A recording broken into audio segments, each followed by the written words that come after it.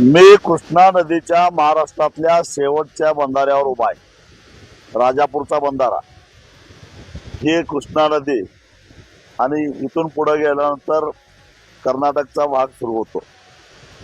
या ठिकाणी काल आपल्या जलसंपदा विभागानं शेतकऱ्यांनी विनंती केलेली होती की किमान आम्ही जी खतं टाकलेली आहेत, ऊसाची लागण करायला ऊसाचे बी लावलेले आहेत, ती लागण करून द्या शिल्लक पाण्यावर, कारण आज माहिती नव्हता तुम्ही कपात करणार आहे ते, आणि आमचं ऊसाचं बी वाळून चाललेलं आहे, खत वाया चाललेलं आहे। 2 दिवसामध्ये आम्ही सगळं ते संपवतो आणि 20 तारखेनंतर तुम्ही कपाती सुरू करा अशी विनंती केली होती। कोल्हापूरच्या स्थानिक अधिकाऱ्यांनी ते ऐकलं सुद्धा आणि तशा प्रकारचं एक नोटिफिकेशन निघालं। परंतु रात्री 12 वाजता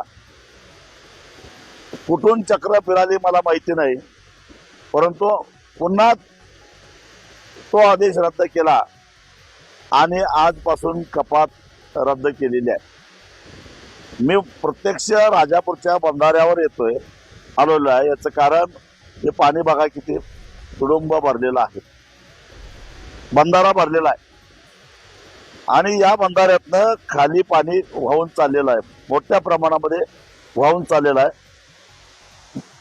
या ठिकाणी बघितलं तर नदीच्या या टोकापासून त्या टोकापर्यंत हे सारं पाणी वाहून कर्नाटकात चाललेलं आहे।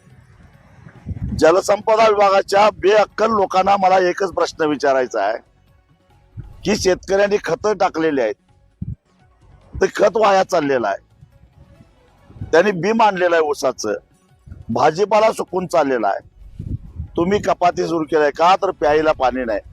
आणि हे पाणी कर्नाटकामध्ये त्यांनी मागणी केलेली नसताना सुद्धा मोठ्या प्रमाणामध्ये झाले। लाज नाही का वाटत?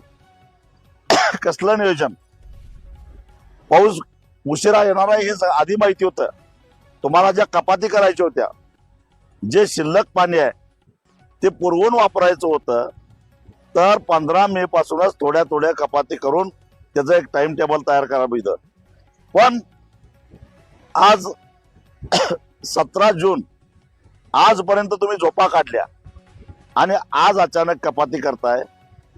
भाजीपाल्याला 3ऱ्या किंवा 4थ्या दिवसामध्ये पाणी द्यायला लागतंय, तो सगळा भाजीपाल्याचं काय करायचं शेतकऱ्यांनी? म्हणजे सरकारला सुद्धा लाज वाटली पाहिजे। पण अशी परिस्थिती किमान कृष्णा आणि त्या उपनद्यामध्ये तरी नाही आहे। अजून जवळजवळ ऑगस्ट महिन्यापर्यंत तरी पिण्याच्या पाण्याची समस्या निर्माण होणार नाही। मग आता जे उपलब्ध पाणी आहे, सगळ्यात जास्त पाणी उपलब्ध वारणा धरणामध्ये आहे, चांदोलीला, बाकीच्या धरणामध्ये सुद्धा थोडं थोडं पाणी उपलब्ध आहे। ते त्या शिल्लक पाण्याचं पिण्यासाठी आणि शेतीसाठी कशा पद्धतीने वापर करता येईल याचं डोकं चालवायला पाहिजे। अरे जनावरांच्यासाठी पाणी पाहिजे, प्यायलाच पाणी नाही, जनावरांच्यासाठी सुद्धा पाणी पाहिजे।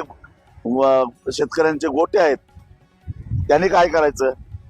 याला नियोजन असं करायला पाहिजे होतं, किमान 2 तास दिवसातून वीज देऊन जनावरांना पाणी उपलब्ध करून देणं, बाकीच्या बारीक सारीक गोष्टीसाठी पाणी उपलब्ध करून देणं, असं नियोजन केलं असतं तरी सुद्धा जवळपास ऑगस्ट पर्यंत आहे ते उपलब्ध पाणी शेती आणि पिण्याला वापरता आलं असतं।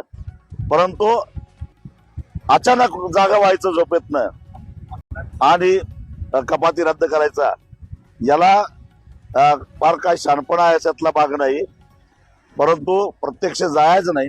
पण काय उपयोग काय कपातीचा? तुम्ही कपाती केली, पाणी सगळं वाहून कर्नाटकात चाललंय, पण नेमकं तुम्ही काम कोणासाठी करताय?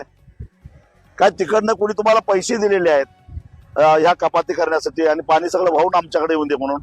या प्रश्नाचा उत्तर जलसंपदा मंत्र्यांनी दिलं पाहिजे आणि जलसंपदा सचिवांनी सुद्धा दिलं पाहिजे।